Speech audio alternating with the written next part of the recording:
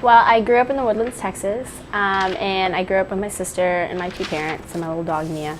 And I was actually homeschooled up until high school, so that impacted a big part of my life, kind of the way I learned to develop like as a student. I was able to kind of learn to be more independent on my studies.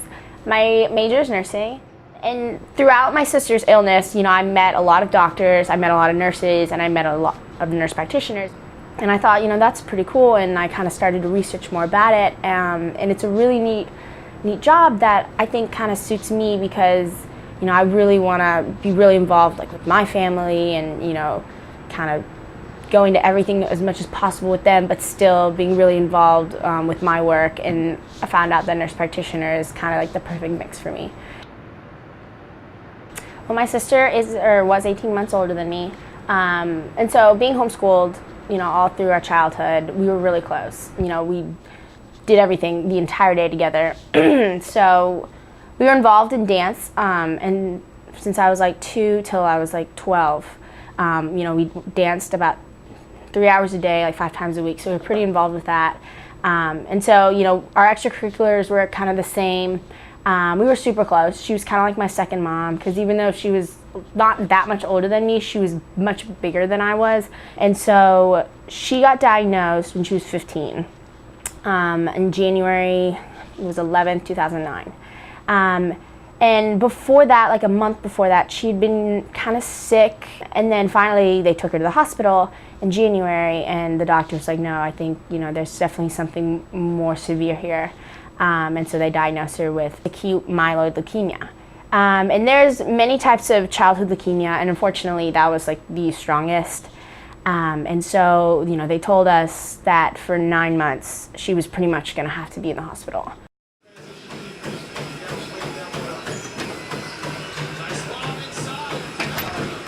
I first heard of it because of my good friend Bucky Ribick. He was actually diagnosed with Ewing sarcoma in 2009 when my sister was going through treatment. And then when Bucky went to college, a few years later, he went to the University of Texas. And I heard about him getting involved in this organization called Texas 4000. And I really had no idea what it was. And then my mom was like, hey, listen to this. It's a bike ride to Alaska. And I was just like, okay, that sounds crazy. I don't know who would do that. But then, he talked to my family, and he's like, I want to do this ride for Natalia, my sister.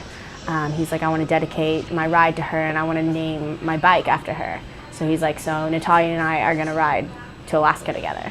And so that was really, it hit home, and it was pretty amazing the way he honored her like that. And then when I decided to come here, my mom was like, oh my gosh, you can do Texas 4000. And I was like, I'll think about it, maybe not, maybe I will. So I didn't know.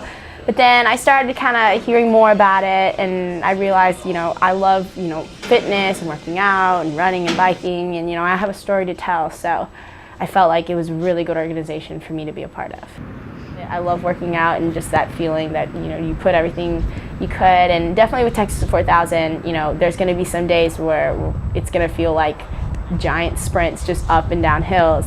And having gone through a lot of hard fitness through high school and with the club team here, I think it won't be as a shock, I think, as some other people who've never kind of gone through a lot of physical pain.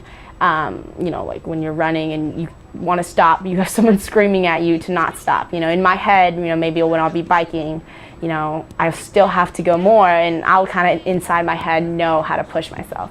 So I'm really thankful for soccer, all those, I think, 10, 12 years that I have that to kind of motivate me. So.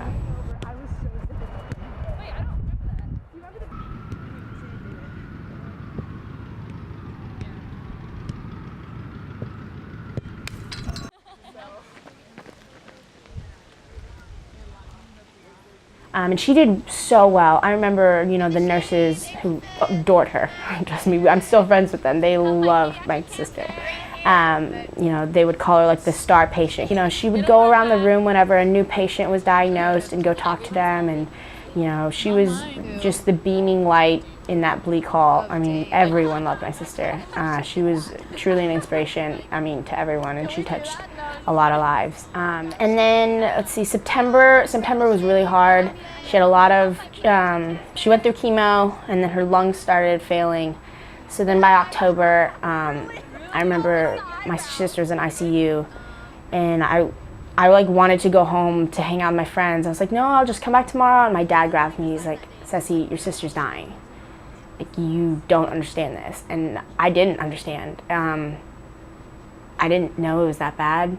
And it was hard. I mean, knowing, because it wasn't for 2 weeks before she actually did pass away that, you know, your sister's not going to be there anymore. And, you know, I remember just thinking, like, she knows she's going to die.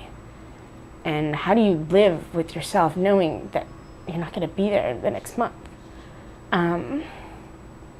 But she was so strong through it all. She was thinking about us. I remember the last time I talked to her, she was like, don't be sad. You can't be sad. You have to be strong for mom and dad.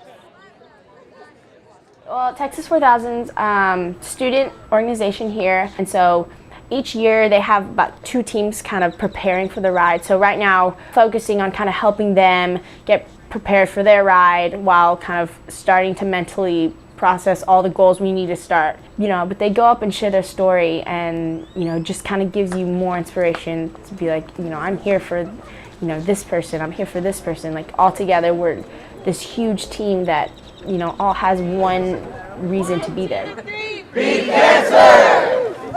You know, and we're all gonna go and, you know, bike 4,500 miles to kind of show, you know, these kids who are in the hospital, or, you know, people up in heaven, that, you know, we're thinking about them every step of the way. And also give hope to families that, you know, while maybe we're not battling cancer, we're gonna battle this huge, long journey, and it's like a metaphor pretty much, for this terrible disease. And so I'm really lucky to be a part of it.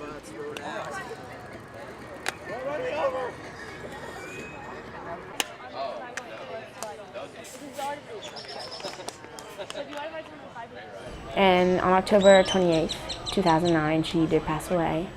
You know, I don't regret anything that happened. I was there holding her hand till the end. So, you know, she lived an incredible, beautiful life. And I hope through Texas 4000 I can, you know, honor her.